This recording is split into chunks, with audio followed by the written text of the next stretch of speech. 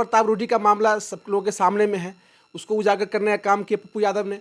और दूसरा, वो अभी हॉस्पिटल में जिस तरीके से दवाओं का बाजारी हो रहा है, ऑक्सीजन का, उसका भी खुलासा होने वाला था। तो कहीं मतलब इसमें कहीं ना कहीं क्या पूरी जिम्मेदारी और से मैं ये कह सकता हूँ कि बीजेपी के दबाव में और सरकार अपने नाकामी को छुपाने के लिए पप्पू यादव को हवालात भेजने का काम किया है।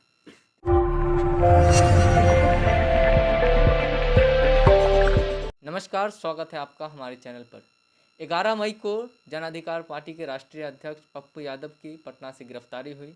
गिरफ्तारी होने के बाद बिहार की राजनीति सरगर्मी वैसे ही तेज है। कई दिग्गज नेता लगातार पप्पू यादव के बचाव में लिख रहे हैं और बिहार सरकार के इस फैसले का विरोध कर रहे हैं। वैसे में अभी हमारे साथ मौजूद हैं युवा नेता इनामुल हक। हम उनसे बातचीत करेंगे, क्या कुछ कहेंगे जिस प्रकार से पप्पू यादव की गिरफ्तारी हुई है और उनको फिर मधेपुरा भेजा गया है, मधेपुरा से फिर वीरपुर भेज दिया गया है। ये बिहार के लिए बहुत ही दुर्भाग्य की बात है कि जो आदमी दिन रात सड़कों पे लोगों के मदद में लगा रहता है, वैसे आदमी को 10 घंटे 9 घंटे थाने में बैठा करके और लॉकडाउन के उल्लंघन में बता करके और फिर उसको एक 32 साल पुराने मामले में जेल कर दिया जाता है। ये बहुत ही शर्म की बात है और बिहार सरकार के लिए डूब मरी जैसी स्थिति है। नहीं, आपने कहा जब लॉकडाउन के उल्लंघन में बैठा कर कहा, या हकीकत में उनको लॉकडाउन के गाइडलाइन के तोड़ने के आरोप में ही उनको गिरफ्तार किया गया था, लेकिन फिर उनको मधेपुरा भेजा गया। इससे लगता नहीं है कि बिहार सरकार जिस प्रकार से लगातार पप्पू यादव जो काम एक पत्रकार नहीं कर पा रहे थे, सरकारी अस्पतालों की पोल खोल रहे थे। अभी आपने भी देखा होगा राजीव प्रताप रूडी के कार्यालय पर जाकर छापामारी की थी, वहाँ पर से एम्बुलेंस जिस प्रकार से उन्होंने वहाँ पर उजागर किया था जनता के सामने। तो आपको क्या नहीं लगता है कि इन सब कारनामे की उनको सज़ा दी गई है? जी बिल्कुल, ये जो कड़ी जो है राजीव प्रताप रूडी का उजागर करना, उस जिस तरह से एम्बुलेंस को घर में रख करके इस महामारी के दौर में बंद करके रखा हुआ, लोग मर रहे हैं, साइकिल पे, रिक्शा पे, ऑटो पे लोग मजबूर हैं अपने मरीज को लेकर के हॉस्पिटल या घर तक पहुंचाने में।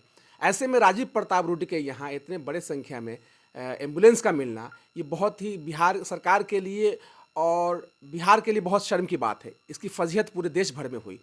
उसके बाद पप्पू यादव, इसके बाद लग रहा था कि जो माफिया है, ड्रग्स माफिया है, जो दवाओं का कालाबाजारी करते हैं, उस पर कहीं ना कहीं ये खुलासा करने वाले थे। इसलिए बीजेपी के दबाव में नीतीश कुमार ने जो है पप्पू यादव पर शिकंजा कसना चाहा, जो सरासर गलत है। और हर लोग इस बात की निंदा कर रहा है कि पप्पू यादव जैसे लोगों के साथ इस तरह का सरकार को दुर्व्यवहार नहीं करना चाहिए, और कहीं ना कहीं ये बदले की भावना है।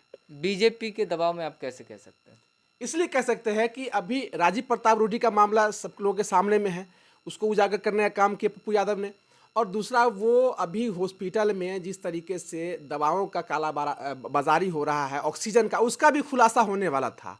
तो कहीं मतलब इसमें कहीं ना कहीं क्या पूरी जिम्मेदारी और से मैं ये कह सकता हूँ कि बीजेपी के दबाव में और सरकार अपने नाकामी को छुपाने के लिए पप्पू यादव को हवालात भेजने का काम किया है। इसी बीच हम एक बात और जानना चाहेंगे, कोरोना महामारी से रोकथाम के लिए बिहार सरकार की स्वास्थ्य व्यवस्था अपने आप को कहाँ पर खड़ी देख रही है? पूरी तरह से सिस्टम फेल है।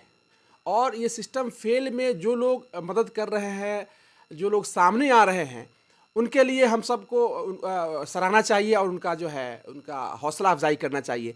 लेकिन यहाँ उल्टा हो रहा है कि जो सरकार के खिलाफ आवाज़ उठाए या जो सरकार के काम काज को अपने हाथ में लेकर के लोगों का मदद करे, उसके खिलाफ सरकार जो है उस पर FIR करती है और गिरफ्तार करती है। जिस प्रकार से उनके द्वारा जो कम्युनिटी किचन चल रहा था उस पर भी रोक लगा दी गई थी।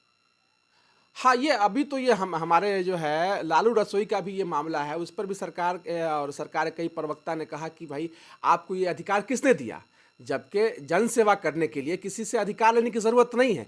पक्ष और विपक्ष दोनों की जिम्मेदारी होती है कि जनता के बीच में जाए और काम करे। लेकिन यहाँ तो ये सरकार चाहती ही नहीं है कि कोई भी जो विपक्ष के लोग हैं वो लोगों का मदद करे या लोगों के लिए खड़ा हो। सहानुभूति प्रदान, जी, इसी वजह से शायद रोक लगाने को। हाँ बिल्कुल। तो बहुत बहुत धन्यवाद हमसे बात करने के लिए। और लगातार पप्पू यादव की गिरफ्तारी को लेकर पूरे बिहार ही नहीं बल्कि पूरे देश भर में आवाज़ उठ रही हैं। तो आप हमारे साथ इसी प्रकार से बने रहें। अगर अभी तक आपने हमारे चैनल को सब्सक्राइब नहीं किया है तो चैनल को सब्सक्राइब कर दें, वीडियो को लाइक करें, ज़्यादा से ज़्यादा शेयर।